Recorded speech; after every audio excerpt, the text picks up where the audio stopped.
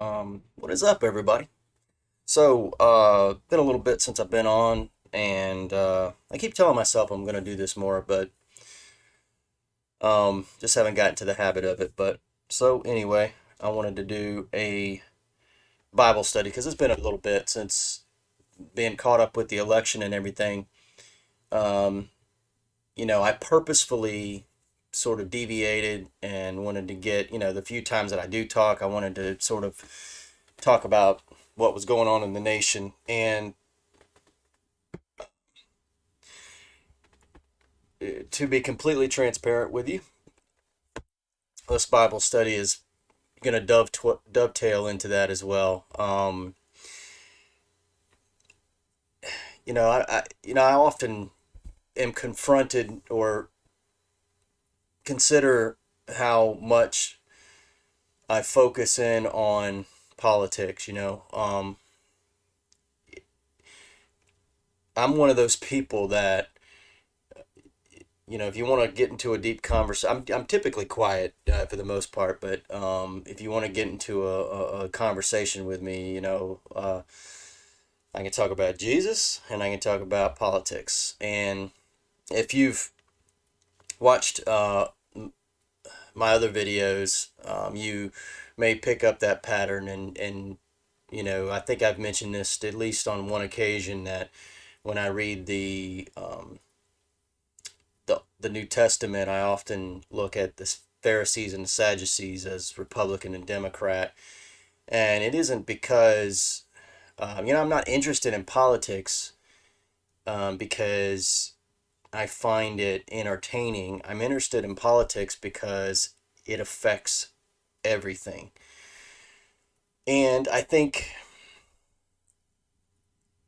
you need to take a break from that stuff, but I think you make a mistake though if you don't consider what's going on in the world and who is in control of the mechanism that's above us. And so let's just dive into this because this is going to be,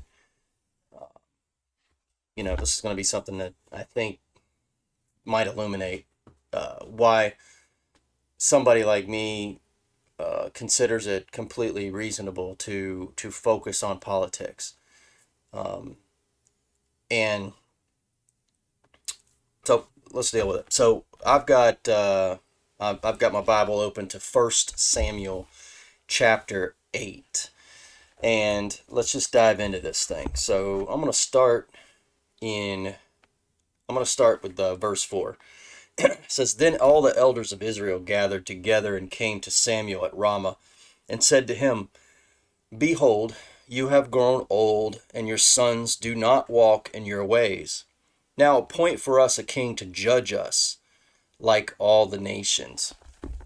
So, right off the bat, I want to point out the fact that the motivation that we see here looks to be that they want to be like the nations. They want to be like the other nations. This is important to understand because we, the, the, the Israelites here have forgotten, I think, what their primary mission was supposed to be. Their mission was to be set apart. They were to be God's kingdom. They're not supposed to be like the other nations. And so you see right off the bat that the motivation that the people have is twisted. It's one thing to say that, um, I guess you could look at it and say, well, they just want to be like everybody else and they don't look at themselves as better than anybody else and this sort of thing. You can kind of spin it that way. And I can kind of get that sort of reasoning. But the truth of the matter is not everybody else had the responsibility laid upon their shoulders that they had. And in fairness to God here, he made a covenant with them. He made a covenant with them, and they were supposed to do things his way. They were not supposed to do things the way of the world. And that's really what they're saying, right? We want to be like all the nations. They want to be worldly. They're instead of being godly, they're wanting to be worldly. So it continues, verse 6. But the matter was displeasing in Samuel's eyes, when they said, "Give us a king to judge us." So Samuel prayed to Adonai. Then Adonai said to Samuel, "Listen to the voice of the people and all that they say to you. For they have not rejected you, rather, they have rejected me from being king over them, like all the deeds they have done since the day I brought them out of Egypt to this day, forsaking me and worshiping other gods. So they are doing to you also. So now listen to their voice. However, you must earnestly forewarn them and declare to them the rulings of the king who will reign over them." And so you see the emphasis that God is bringing about here, which is to say, and look at how just God is. He's saying, I'm going to give them what they want. This is something that I think that atheists should really key in on. The problem that we have in almost in every case has to do with us. It doesn't have anything to do with God. We tend to blame God. We want to focus in on God. And I mean, I know, God's sovereign and ultimately the buck stops with him. But the truth of the matter is that the world in which we live is a world of our own choosing. You know, the Bible says very clearly that we were the ones that chose to be like God. Well, God's basically given us, over to that desire. He's saying to us, okay, you don't want to, this is going back to the Garden of Eden. You don't want to be under my rule. You want to be like me, judging right and wrong. Well, there you go. And I plan on doing a study on that uh, in the future, but so you understand that point. I mean, that's the very the genesis, if you will, of everything. All the problems that we have in our world have their genesis in that situation. And you see that pattern over and over again where God is merciful, God is just, and we're the ones that have the problem. So, again, I want to point out that the people of Israel know very well that they're in a covenant with God. And you notice what he said. He goes, "They've rejected me from being king over them. And they're tired of me being their king." And this is something that I think everyone struggles with, if we're being honest. This is the walk of the Christian, to humble yourself before God, because your nature doesn't want to do that. It's your nature wants to be your own God. And kingdoms are society, let's say, for to use a more modern term, societies are focused in on a very humanitarian, and I don't mean that in a sense of service. I mean that in a sense of focus. We are focused on the human condition. We're focused on we're human based. Humanist. That's what I'm searching for. So we're humanist which is really atheist. Um, this is often why um, atheists tend to be humanists, because you cannot dethrone God. In the process of dethroning God, you're necessarily enthroning man. This is a theme that I uh, will come to quite a bit philosophically and politically, because um, when the atheist has their way, this is why communism and atheism go hand in hand. This is why they reject God, because the communist is authoritarian. The selling point is this idea of fairness, but it's never. That's always the bait and switch. They always lie about that. But ultimately, what happens is that the selling point is fairness, but they are the ones, the elites. whoever they are, happen to be in whatever nation you're talking about at the time, that gain control. It's the justification for their control. That's the only thing they need. The problem is that when you have a moral society that understands that has law written on their heart, then you have a people that's much more difficult to control. We're seeing this in our society now. We're dealing with this. Is what we're seeing is authoritarianism. You know, the stuff that's going on today. It's just, we're consenting to being treated as if we are just, well, anyway, let's continue, because this will go into that quite a bit.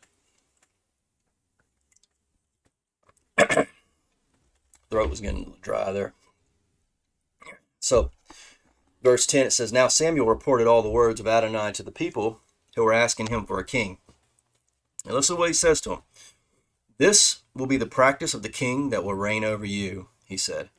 He will draft your sons and assign them as his charioteers and horsemen, and they will run before his chariots. He will appoint them as commanders of thousands and captains of fifties, also some to plow his fields, reap his harvest, make his weapons of war, and the equipment for his chariots." So, right there, this is something that, for me, I've kind of wondered why, right now in America, the left and the right are so divided, when it seems to me that we ought to be together, because we see a justice system that's unfair, and we also see the elites who want to send us off to war.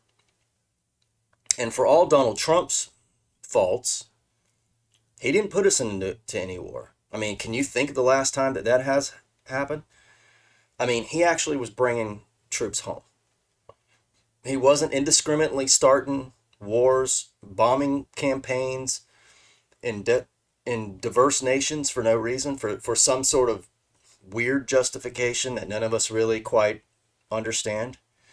It hasn't been that long where since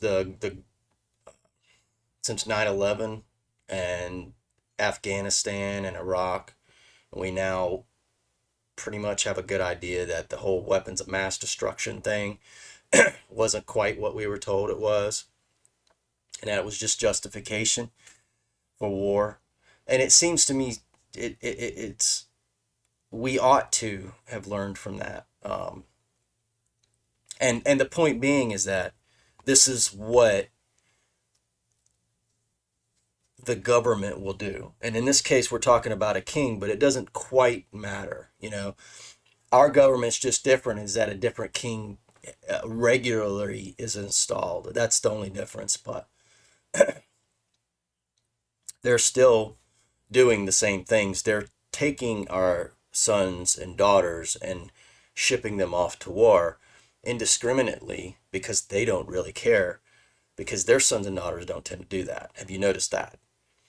So this is something that God is saying, that you're going to be doing the will of somebody else. You're going to be doing the will of somebody else. And so there seems to be this contrast that's built into this, that's implied that the way they had it before was a freer system than what they're actually asking for now. So let's go to verse 13. "Also, he will take your daughters to be perfumers, cooks, and bakers. He will seize the best of your fields, vineyards, and olive groves, and give them to his courtiers." So think about that for a minute, right? Isn't that what we see? Put lobbyists there, right? There's going to be deals made. There's going to be exchanges made. And he's going to use your goods, your property, your material possessions, and use them to buy him stuff. That's what it just said there. He's going to do that. So 15, it says, he will take a tenth of your grain and your vintage and give it to his officials and slaves. He will also take your male and female servants, your best young men and your donkeys, and make them do his work. So everything that you're going to be doing is going to be for his sake. He will also take the tenth of your flocks. Then you yourselves will become his slaves. When the day comes and you cry out because of your king, whom you have chosen for yourselves, Adonai will not answer you on that day. And it says here, the people refused to listen to Samuel, and they said, no, but a king should be over us, so we may become like all the nations. So you see, again, that motivation that they have. Having our king who will judge us, go out before us and fight our battles. And I want to focus in on this for a minute. Notice what their position is. Okay, so I said it was this idea about being one of the nations. Okay, so they are blind. Instead of focusing on God, they're focusing on the nations. That's point one here. If they were focused on God, their motives would be right. And things, I would imagine, would be going a lot better for them. But notice here that it says, quite contrary to what we just read, that we need a king who will judge, who will be our judge. He's going to judge us, go out before us, and fight our battles. Which is interesting because Samuel just got done telling them, you'll be fighting his battles. Notice that. He's going to take your stuff. They're making it seem like he is their servant. When Samuel just got done telling me, no. What, see, let's see, where does it say this? Then you yourselves will become his slaves. So someone's wrong here. You see that difference? Because this is, two things can't be against each other, contrary, and right at the same time. Okay? So who's right? God or these people? And you see their focus is on the nations. That's something that we have a problem with here in America too. We're all focused around at other nations. Oh, they're doing this and they're doing that instead of focusing on our own problems. What did Jesus say? Why are you focusing on the mote in your brother's eye, the splinter in your brother's eye, when you've got a beam in your eye? Right? There you are focused on the nations. There you are focused on it. Instead of bringing the see, in America, we had a freedom that others should have been envy, and they do envy that freedom. But we gave it up because we want to be like all the other nations. We have twisted our own mind in such a way as we're 180 degrees out of phase of reality. So God has been saying what reality is, and we are completely 180 degrees flipped. And is that not what we see in our culture? We see grown men pretending to be women, competing in sports, and saying that that's empowerment, while at the same time pretending to be feminist, while at the same time saying there's no such thing as gender. You see how confused we are as a nation? This is what happens when you dethrone God. When you dethrone God in your mind, as a society, you dethrone logic. Necessarily so. Because God is logic. When God said in the beginning, when he spoke, He was speaking words. And we take words and we pretend words mean nothing. Like there are, like we can mold them. Uh, we can make words mean whatever we want. Words used to mean things. You know who thinks words don't mean anything, or who is very interested in changing the definition of words? Liars are interested in that. Because then you can't pin them down. You can't say they're wrong because they'll just call it right. You see how that works? That's the liar that does that. That's the enemy that's doing that. God isn't a God of confusion. The enemy sows confusion. I mean, and this stuff actually is very simple. Sometimes, I mean, it gets confusing. It gets confusing, but that's because the enemy's at work doing what the enemy does. And when you get confused, what you have to do is you have to stop and you have to just get back to the basics. You have to get back to the basics and start thinking about right and wrong, general right and wrong. You know, again, I one of the things I point out is consistency, right? Because that's how you know whether somebody believes something or not, or they're lying to you. So if they say, so the left in our country would say that they're worried about COVID, okay? And they'll say, we're so worried about COVID that you need to stay in your house and you can't go to school and, um, you need to put a mask over your face. That's how worried. And we rushed a chemical that we want you to inject to keep you safe. And then they want to say, we're going to open the border to strangers. Now, forget immigrant, illegal, legal. But you see the consistency problem here.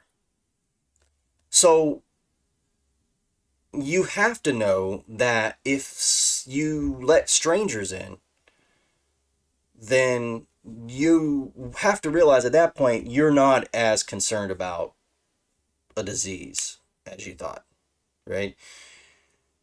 When it comes to children, if they say they're concerned with children's programs, if they're concerned with children growing up in impoverished situations, well, they're saying they're for the welfare of kids, and then you cannot then be somebody that's ardently pro-abortion because that's killing kids, right? Or if you say, well, we don't know, that's not a kid, then you can't say you're pro-science because that's just biology. And we know that's a kid in a smaller form that's growing. Like, we know this. This isn't that we know this. So you can't pretend. And you see what's happening is that that we go along with this as a society in this make believe. It's almost like, the emperor has no clothes, right? Everybody's pretending the emperor has clothes when he's not, right? One of the things that been watched a few episodes the other day was that WandaVision on Disney Plus, and I started noticing the people there, and I said, man, the only thing the people, and for those of you who haven't watched this, basically it's kind of an interesting. It's slow starting. I really didn't care for it at first. But spoiler alert. But basically, the Scarlet Witch character has went psycho and has taken over a town and turned it into like 1950s, 60s, 70s, depending upon what episode you're watching, sort of sitcom, trying to create the life that she wants. Like she's gone a little bit crazy, and everybody in the town is stuck because she's so powerful that they have no choice but to pretend. They're in this trance, but they're deep in, there's glimpses where they pop out of this trance and you see the actual pain they're in and the suffering that's going on, whereas they think they're this it's um, this great Americana type lifestyle, but really it's all fake and fraud. The only thing that thing is missing are the masks that we're wearing now. Um, and one could say that the smiles on their faces are the masks. If you want to go metaphorical on it. Um, that's the thing that we're dealing with, and this is what was going on here. The people here are in a trance. They're looking at the nations, and they've been fooled into thinking that we that they're going to have some better life if they just do what Canada's done, or Germany, or obviously I'm going back and forth between Israel and us because there's no new thing under the sun, right? This is what Solomon said. There's no new thing under the sun. Um,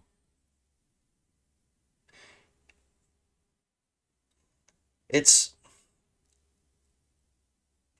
this is why it's important that we know truth and we don't relinquish it and we don't allow other people to change truth. You can't do that. Somebody has to stand for truth. And if everybody else is going along with it, it doesn't matter. It just doesn't matter. You have to stand for truth because sometimes people just need to see somebody else standing for truth. And nations rise and fall on this sort of stuff. That's, I guess, why I'm interested in politics, because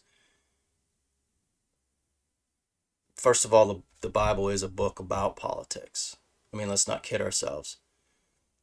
And I did those videos where I explained why I just don't think that you could vote Democrat and be a Christian that is walking in that aspect of your life correctly. I know Christians that are, I have no doubt there are Christians that vote Democrat. So I don't question people's salvation. That's between them and God. And I don't even doubt it necessarily based on the fruit. I think that there's definitely Christians out there that vote Democrat. So I am definitely not trying to throw stones here, but the problem, and I've mentioned this before, I can dive into the word and I can find reasons. Like, it, when it comes to things like this, so you got the sort of the general will of God and the specific will of God. The general will of God can, I think, flex a little bit. The specific will is that he, and maybe I'm getting my terms crossed up, but God wants what's best for us. Just like it says here, he wanted the Israelites to continue on the path that he had for them. They chose a different path. Now, ultimately, God knew all this was going to happen because the truth be told, if you don't get this king, you don't get David coming up, you don't get, I mean, all of that lines up. So, God takes what is meant for bad and changes it to good. But you see what is happening here is the fact that God is saying this would be the better path for you guys, but you're not listening to me. And we often don't listen to God, what he has to say. And in regards to when it comes to those in authority over us, it is important that we listen to God. And we should listen to each other too. This is one of the things, this is why I want to do these videos. I really want feedback on this sort of stuff. The problem that I have though is that the Christians that vote Democrat don't want to talk to me, And I'm not a bad guy to talk to. I'm not. A, um, I don't think. I mean, but I have a problem if you want to enforce dictates at the point of a gun on me, but don't want to have a conversation with me about it. You know, and if you're right about your point, if you've got this great, logical stance for why somebody like Trump should have more power. I mean, let's take it there. I'd like to know what that is. Because if you say Trump's a bad person, then I can actually say, okay, I can understand your point. Then why should Trump have this amazing power? And that's what we see here. This king that they're putting over them has all this power because everybody knows what a king is, right? This wasn't a democracy they were asking for. And the truth be told, we're not in a democracy anyway. And I don't mean that in terms of republic. I mean, obviously it was supposed to be a republic, but um, we are in a fascist state at this point. And we probably have a group of oligarchs that we probably don't even know their names. That really are the ones um, who are in control of what's going on in over us. So it's important that we talk about these things. And as a church,